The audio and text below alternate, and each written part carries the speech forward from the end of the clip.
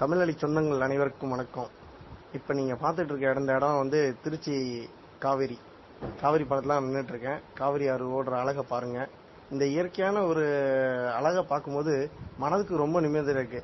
இந்த இயற்கையா தண்ணி ஓடுறது, காத்து அடிக்கிற வேகம் இன்னைக்கு வந்து ரொம்ப அழகா இருக்கு. திருச்சியில் உள்ள அனைவரும் வந்து பாருங்க.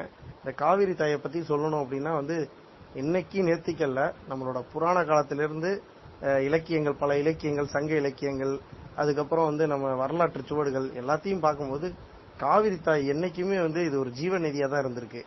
எவ்வளவு தடைகள் இப்போ வறண்டு போனதுக்கான அடையாளங்களே இல்லாம எப்பொழுதுமே நீர் ஓடிக்கொண்டிருக்கிற ஒரு ஆறு தான் காவிரி ஆறு.